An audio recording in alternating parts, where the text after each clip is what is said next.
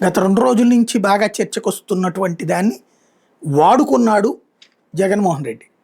ఒకటి ఆయన ప్రొఫెసర్ నాగేశ్వర గారు మొన్న ఒక డిబేట్‌లో పవన్ కళ్యాణ్‌ను, నాదెళ్ల మనోహర్‌ని చంద్రబాబు పంపించారు అమిత్ షా దగ్గరికి. జగన్‌ని ఎలాగైనా జైల్లో వేసేయమని చెప్పి అని. వాస్తవంగా ఈళ్ళు అట్టాంటి మాట దానికోసం వెళ్తారని నేను అనుకోను. చంద్రబాబు పంపిస్తాడని నేను అనుకోను.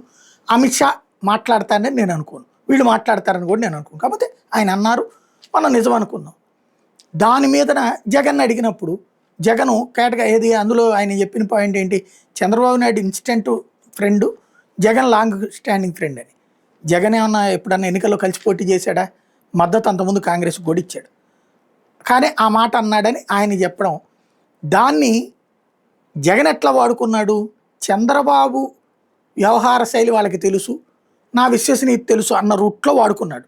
ఏం మాట్లాడారు విందాం. అమిత్ షా వద్దకు వెళ్ళారని ఏదో వైఎస్ జగన్ గారి మీద ఇబ్బందులు పెట్టాలని చెప్పిన సందర్భం ఒకటి ప్రొఫెసర్ నాగేశ్వరరావు మొన్న మధ్యన చెప్పారు. అయితే అమిత్ షా చివాట్లు పెట్టి రాజకీయాల్లో నమ్మదగిన వ్యక్తి చంద్రబాబు కంటే జగనే బెటర్ అని అన్నట్టు కూడాను ఆయన అన్నారు. అది బాగా ట్రోల్ అవుతుంది ఇప్పుడు. అది ఆయన చూసిన, ఆయనకు తెలిసిన ఎక్స్పీరియన్స్తో ఆయన చెప్తా ఉన్నాడు. చంద్రబాబు నాయుడును చూసినాడు, జగన్ను చూసినాడు. ఇప్పుడు చంద్రబాబు నాయుడు గారి పాలన చూస్తూ ఉన్నాడు, జగన్ చేసిన పాలనను చూశాడు. ఆయనే కాదు, ప్రజలంతా కూడా చూసినారు.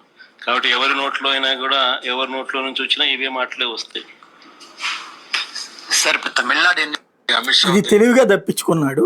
అంటే అది అవునని ధృవీకరించలా, కాదని చెప్పకుండా అమిత్ షాతో పోయిన అట్లని నేనేమన్నా అట్లాగా కాంటాక్ట్ మెయింటైన్ చేస్తున్నారా, టాక్టికల్గా వాడాడు. ఇదే సందర్భంలో మరొక పాయింట్ వచ్చింది ఏంటయ్యా అంటే, ఇది వినండి.